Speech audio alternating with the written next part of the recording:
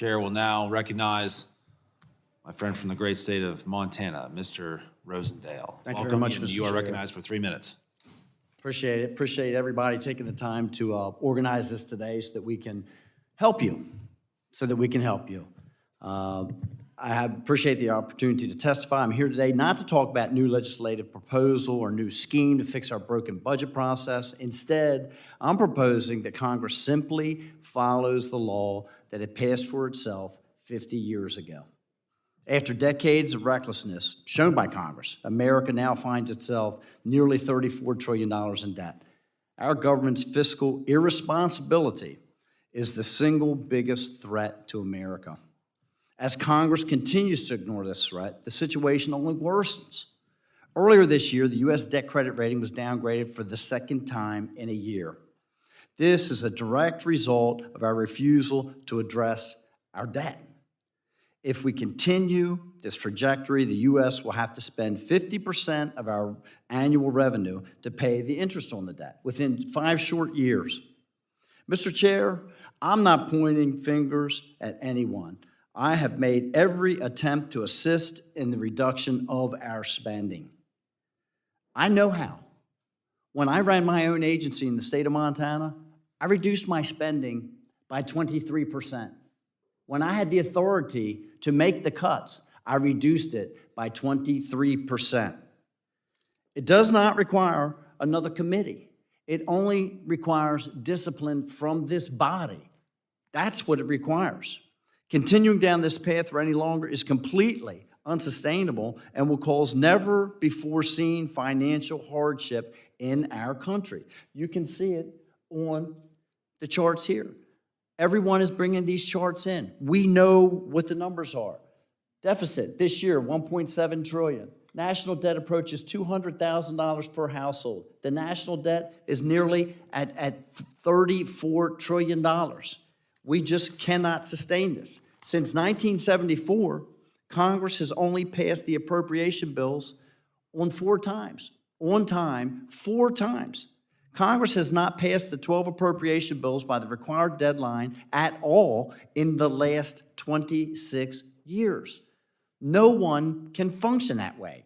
We need to simply follow our own mandates. And here it is. And we've heard some recommendations about how to change the timelines, but the fact of the matter is, if we followed this timeline and we produced the budget and then had the appropriation committees turn their work in, and they're prepared to do so, they're able to do so, they're capable, then we would be able to accommodate that. Although the Republican majority in the House took much-needed steps to reduce wasteful spending this year, I've listened to everybody come before us, but 86% of the proposed spending reductions were prevented on the House floor, not by Democrats, but by Republicans. So please, install a mirror in this room so that the people can look at themselves in the eye and see what is causing this problem. 86% of the reductions that we brought forward were defeated by Republicans. We struggled to get 75 to 125 Republicans vote for those reductions, time and time again.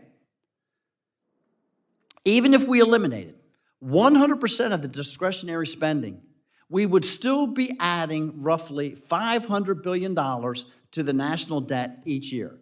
And that's all we're dealing with, the discretionary, call it $1.6 trillion, okay? If we eliminated 100% of that, we would still be accumulating $500 billion a year to the debt, every year. This unprecedented debt crisis means that going forward, Congress will have to take the tough votes to lower our debt and restore our country's financial independence.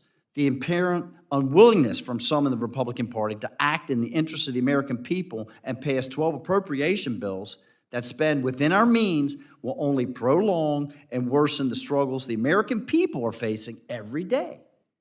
Additionally, we must address the mandatory spending, which has been on autopilot for far too long. And I know that the members that are sitting here agree with that.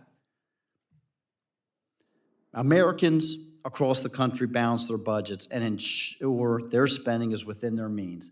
and it is past time the federal government does the same.